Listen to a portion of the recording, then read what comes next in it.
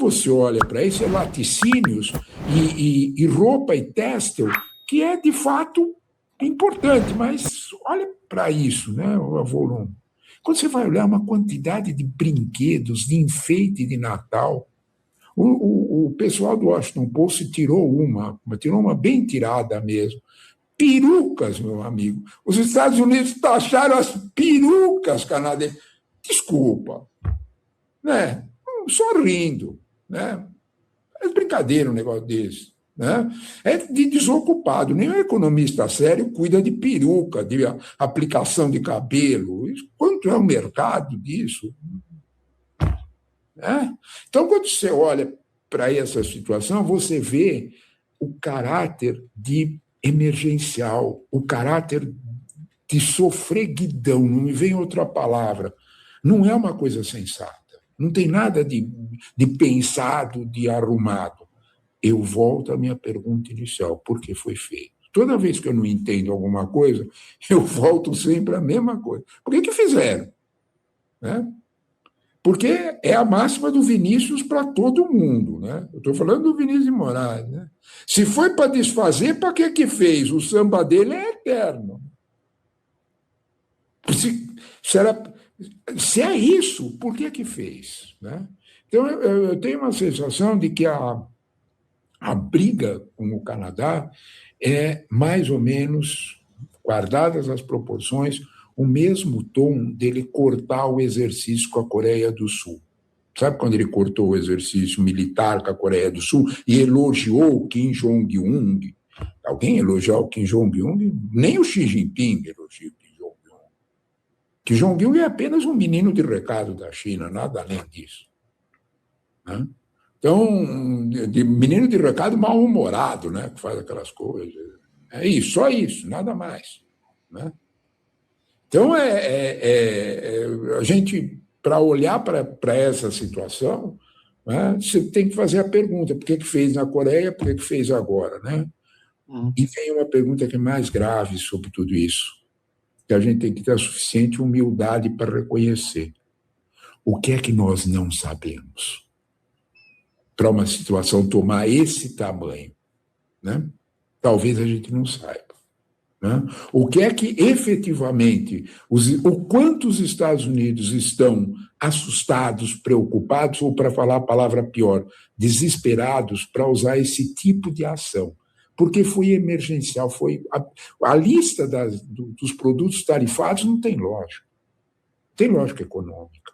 Tem. É claro que o X da história ele não mexeu petróleo, gás, potássio e os minerais que o Canadá vende, ele não mexeu nisso, porque isso é estrangular, isso é muito sério. Fora isso, por que fez? Né? Então, a minha sensação é que nós estamos enfrentando a uma crise profunda no governo americano, que nós não sabemos as dimensões. É por isso que está indo, né, nesse quadro para cima da Coreia do Sul, para cima do Japão, falando as coisas que está falando com o Irã. Você dizer para o Irã que eles vão ser sancionados parece brincadeira. Né? Eles são, como se diria minha tia-avó, o zero e vezeiro nisso aí. Né? Faz 50 anos que eles estão sancionados. Desde a revolução do Ayatollah, eles estão, do Khomeini, né? Eles estão sancionados. De 2015 para cá, o único que vem Sabe, outro dia, uma vez eu fiz uma situação sobre vidros quebrados pela aviação israelense naquela guerra dos 12 dias. O New York Times fez uma matéria que eu não me esqueço. Quem é que repunha os vidros em Teherã, que estavam quebrados pelos bombardeios? China, cara. Ninguém vende vidro para o Irã. A matéria era fantástica, me lembro perfeitamente. Né?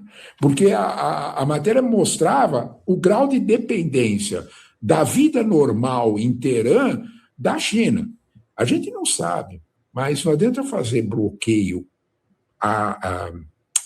marítimo para a China. A China traz pelo Paquistão, por dentro do Paquistão, até o Irã, por ferrovia, produto. É terrível. por terra. O Zelensky foi fazer um servicinho lá para ver se agradava o Trump, jogou uma bomba nessa ferrovia.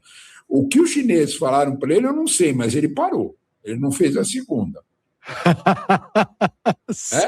O que os chineses falaram para ele, eu não sei, nem você. Agora, que ele fez que nem meu cachorrinho, pôs o rabinho, ficou quietinho. Sim. Então, é claro que nós estamos lidando com uma situação que está chegando muito grave, porque aquilo que a gente sempre tem que temer, é o descontrole. Nesse contexto, eu repito uma análise que está me chamando sempre a atenção, César, pensa junto comigo, me corrige. Quem está mantendo a cabeça no lugar nos Estados Unidos são os militares. Sim. Eles estão mantendo a cabeça no lugar. Não vamos fazer, porque você pode ver que agora ele foi para asfixia econômica porque os militares... está faltando bomba. Desculpa, eu não acredito nisso. Me perdoa. A potência militar que é os Estados Unidos, você está brincando, cara. É ele que está faltando bomba. Está muito caro. Eles entraram em acordo com o Congresso americano que não quer perder voto, aí eles pedem para os deputados, põe teu nominho aqui dizendo que você vai dar dinheiro para a gente comprar bomba. Aí o deputado não dá dinheiro, a culpa é do deputado. E o deputado também sai bem, porque ele vai para as bases dele e diz, olha, eu não deixei bombardear o Irã, hein? Eu votei contra. E os militares, olha, não temos dinheiro, não tem bomba. Acreditar que os Estados Unidos estão sem bombas é desconhecer pouco crível. É pouco crível. Outra visão, eu quero trazer um negócio aqui para te mostrar e quero que você comente com base em cima disso aqui, ó. Deixa eu colocar na tela. Isso aqui é uma página que eu gosto, tá? Do Instagram. Eu acho que tem análises sérias. Eu não sei, eu não conheço quem toca essa página. Chama Geopolítica Hoje. Eu vou ler para você e você me diz o que te parece. O que a gente pensa sobre. Vamos lá. Isso aqui é Geopolítica Hoje, foi publicado às 6 horas. A maior mina de terras raras do Brasil está prestes a ser entregue ao governo dos Estados Unidos. E o pior, a um preço que não representa nem mesmo uma fração significativa do peso estratégico desses recursos. E aí ele colocou aqui, ó, dizendo, dando conta dessa região do Amazonas, Goiás, aqui, Bahia, Minas Gerais e tal, e diz no texto, eu vou ler, são 5 slides, e aí eu passo para a tua avaliação, professor. Estados Unidos avançam na compra de mina de terras raras no Brasil com o governo Trump injetando dinheiro público na operação. O Pentágono anunciou 750 milhões de dólares para garantir o controle sobre a Serra Verde, em Goiás, visando assegurar o controle sobre minerais estratégicos para sua máquina de guerra. Exatamente isso que você está trabalhando, por isso que eu lembrei dessa publicação. Sob a justificativa de, abre aspas, suprimentos resilientes, o exército dos Estados Unidos quer escoar minerais críticos do Brasil para fabricar armas de última geração. Na prática, é a subordinação de nossos recursos naturais aos interesses da hegemonia militar estadunidense. Ao assegurar acesso exclusivo a elementos vitais como disprósio e neodímio, os Estados Unidos usam o solo brasileiro na sua guerra comercial contra a China. O Brasil cede a matéria-prima e lida com o impacto, enquanto Washington concentra a tecnologia e os lucros. O pacote soma 1,5 bilhão de dólares, unindo-se a um empréstimo anterior de 565 milhões de dólares da agência DFC. É uma investida agressiva de capital estatal estrangeiro para monopolizar a extração no projeto pela EMA e ditar a exploração mineral no coração do Brasil. E aí, por fim, autoridades dos Estados Unidos celebram que o minério brasileiro protegerá seus caças, submarinos nucleares e infraestrutura. Mais uma vez, riquezas do sul global são apropriadas para subsidiar diretamente a soberania tecnológica e o expansionismo militar do Norte. Então, Trevisan, fica todo mundo esperando, os Estados Unidos vão invadir com exército e vai ter tropa efetivo militar, e ao que tudo indica não precisa, né? A gente está vendo uma demonstração clara disso, né? Primeiro de tudo, não há dúvida, não há dúvida que o Brasil está, como tudo, Hoje eu vi, por acaso, uma matéria foi no Estadão, de que o presidente Lula deu a mão para o general Mourão, e a razão deles darem a mão é porque o general Mourão estava garantindo ao presidente Lula que daria o voto dele para proteger os minerais críticos brasileiros. Era esse o assunto. O Congresso brasileiro, mais uma vez, está, vamos dizer desta forma, dormindo no ponto. Lembra dessa expressão velhíssima? Uhum. A realidade está se passando, ou eles estão fazendo de propósito isso, Está sendo uma boa fonte, não preciso dizer mais nada. Porque essa notícia ela se soma a duas outras em Minas Gerais, que interesses americanos compraram pedaços de minas, de terras raras. Eu me lembro, estou citando em memória. Eu sempre acho perigoso, mas faço a ressalva, estou citando em memória. Tenho certeza disso, são duas outras em Minas Gerais, outra em Goiás, e agora essa que você está me falando. Não é caso isolado. Atenção. Uhum. Os Estados Unidos estão pegando pedaços, porque a China já pegou alguns outros pedaços, e até mesmo a União Europeia mandou publicamente uma missão aqui no Brasil, se a minha memória não falha, é 1 mês e meio, não chega a 2 meses. Uhum. Para exatamente participar, abre aspas, leilões de terras raras. Sim. E o Congresso dorme em berço esplêndido para lembrar do hino. Porque nós não temos legislação específica sobre isso. Então, sabe, e o que tem me chamado muita atenção, César, é que certos assuntos que são, esse é um, absolutamente relevantes, estão muito longe do debate político quando nós temos uma eleição daqui a quanto tempo? 1 mês? 1 mês e pouco.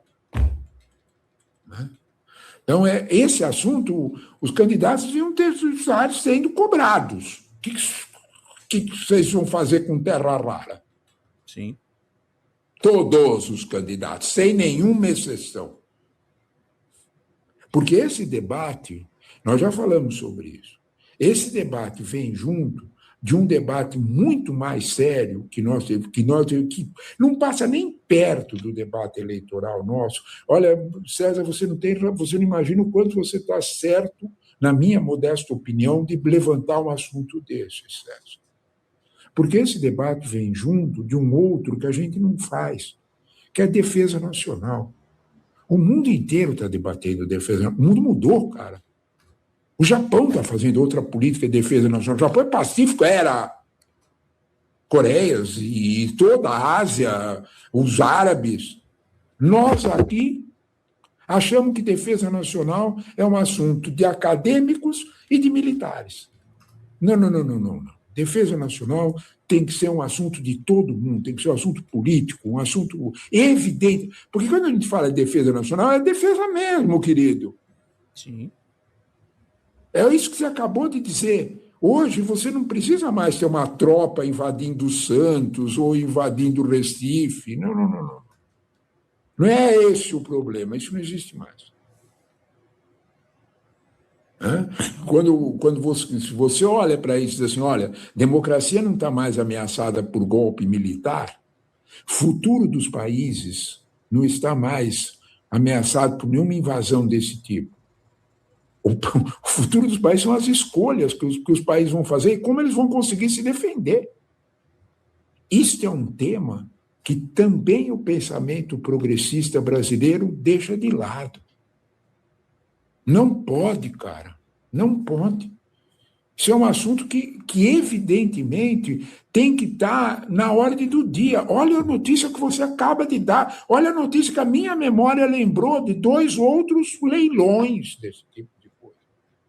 Terras raras, acho que qualquer criança, qualquer garotinho com o celular na mão, ele sabe o que é terras raras. Terras raras, pode não saber a imantação que junta, mas isso tem a ver com a existência de celular, tem a ver com a existência de carro elétrico, tem a ver com a existência de drone, tem a ver com a existência de caça, tem a ver com tudo que você pensa de vida digital. Tem a ver com data center que gera energia para você pensar IA. Então, quando você... Caramba!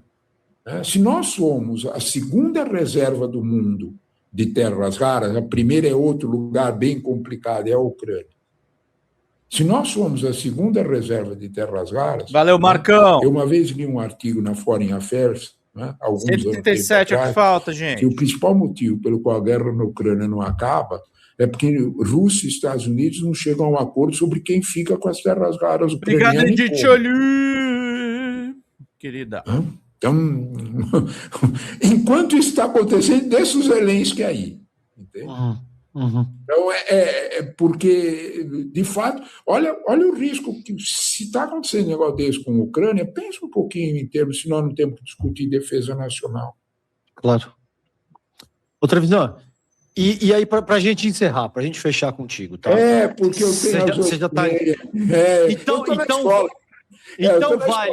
Então vai. Olha, fala mais, mais 5 minutos. Dá 2 minutos, meus alunos esperam. Você sempre tem coisa importante nesse hora. Eu quero te perguntar o seguinte, porque você já disse isso, da importância de desenvolver uma espécie de Embrapa para trabalhar essa questão de terras raras. E eu queria que você falasse da importância. A gente tem mais de 4 mil aparelhos conectados aqui agora e muito provável é um público rotativo que não ouviu. A importância de criar, que seja um ministério, uma indústria, uma empresa, estabelecer soberania sobre esse processo. E no mais, se isso pode acontecer no nível subnacional, um cara como Caiado pode rifar terras do Estado, um cara como Zema pode rifar as terras do seu Estado. Isso não é inconstitucional e o governo federal não pode e deve agir nesse sentido, Trevisan? Nós temos um vácuo constitucional ou um vácuo legal sobre esse assunto. Ele é muito novo. Nós estamos reeditando todo o debate sobre petróleo dos anos 40 e 50. A quem pertence o petróleo? Nós vamos reeditando. Também levou um tempão para ser estabelecido, para ser feito, não foi de uma hora para outra. Só que agora a velocidade dos anos 40 e 50 era uma. A velocidade do assunto terras raras é outra hoje. Ele está digitalizado, cara. Entende? O Congresso brasileiro precisa agir. O Congresso brasileiro precisa, de fato, tomar definições. Observa que isso talvez seja também um assunto que a mídia não está pressionando. A mídia não levanta. Tá? A mídia não levanta. Que eu me lembro, você foi o primeiro a pôr esse assunto em pauta, César. A tua arcúcia jornalista observou a relevância disso e disse, escuta, cara, vamos comentar isso aqui. Porque é evidente, né, que nós temos um vazio, não tem outro nome, institucional, não tem lei. Em território sem lei acontece de tudo, né, meu querido? Tudo. Então, nós temos, o Congresso tem que ser... o Congresso está em época de nações. É o aperto de mão do Mourão com o Lula. Atenção a isso. É um general de 4 estrelas que reconhece o risco do que está acontecendo. E dá a mão para o Lula, inimigos. Até ele mesmo diz, eu vou ser condenado, mas eu vou explicar. Os colegas dele, generais e militares, não vão condenar, não. Porque isto é uma discussão, literalmente, sobre que país nós vamos deixar para filho, neto, e como que isso fica, cara. É disso que nós estamos falando. Oi, gente, eu sou a Sara Miranda do Folha TV. Eu tô aqui para agradecer sua presença no nosso canal e pedir para você continuar apoiando o nosso jornalismo progressista independente, que precisa muito da sua ajuda. A primeira coisa, se você não está inscrito no nosso canal, já faz isso agora e receba as notificações das nossas lives. Além disso, você pode acompanhar toda a nossa programação durante a semana. Também tem outras formas de você continuar nos apoiando financeiramente. Uma delas é pelo Pix, folhademocrata@gmail.com. Também temos o apoia-se/Folha TV, onde você faz contribuições mensais e recorrentes e nos ajuda muito. Além disso, você pode se tornar membro do nosso canal. Clica lá no YouTube em tornar-se membro, veja qual é o pacote que melhor cabe no seu bolso e fique mais pertinho da gente, inclusive em grupo de WhatsApp com toda a nossa equipe com quem você pode interagir. Apoiar um canal progressista também é uma forma de militância. Então fica aqui com a gente, apoia o Folha TV, eu te vejo nas próximas lives. Beijo, até mais!